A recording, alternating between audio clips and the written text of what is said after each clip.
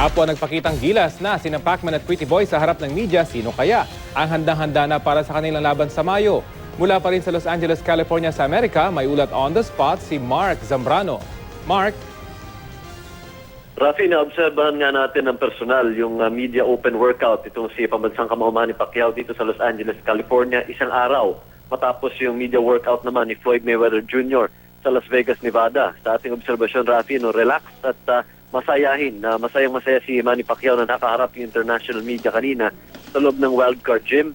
Isang round ng punch mitts ang kanyang ginawa kasama si Coach Freddie Roach na tumanggap naman ng ilang suntok sa dibdib galing dito kay Manny Pacquiao. At pagkatapos yan ay nagkaroon din ng pagkakataon si Manny na sagutin ang ilang mga katanungan mula sa foreign media. Walang masyadong kaganapan sa paligid ng Wildcard Gym, Rafi, kumpara dun sa nangyari naman sa labas.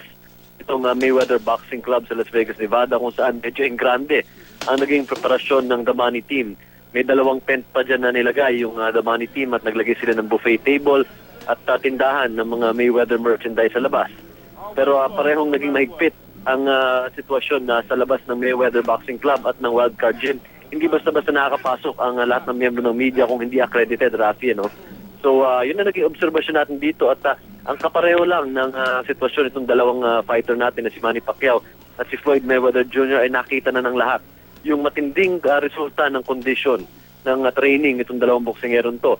At kahit na mahigit 2 linggo na lang or rather 20 days na lang ang natitira dito sa training camp ng dalawang boksingero ay gigil na at hindi na sila makapaghintay, Rafi, na maglaban at pagtapat sa May 2 sa Las Vegas, Nevada. Yan muna ang latest mula dito sa Los Angeles, California. Rafi? Mark, isang mabilis na tanong lang. Ito yung tanong ko sa iyo kahapon. Ano yung obserbasyon ng mga analyst dyan sa Amerika tungkol sa sinasabing pagbabago dito nga sa ugali nitong si Floyd Mayweather Jr. kumpara sa mga nakaraan na tila hindi talaga siya nagmamayabang. Ika nga. Ano yung analysis nila dyan, Mark? Sa mga nakausap natin, Rafi, dalawa yung punto de vista nila pag tinatanong natin tungkol dyan.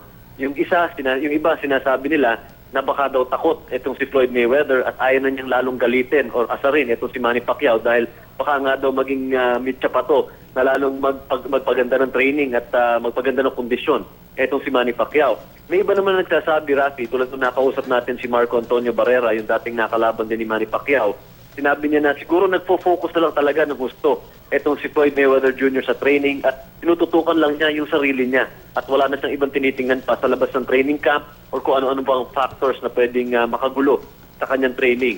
Pero Rafi, sa napansin natin kahapon, itong si Floyd Mayweather, talagang yung ibang membro ng media, sinusubukan siyang pikunin, sinusubukan siyang magsabi ng something bad about dito kay Manny Pacquiao. Pero ang lagi niya sinasabi, let's just see, wait and see what happens on May 2. Rafi. Okay, maraming salamat, Mark Zambrano.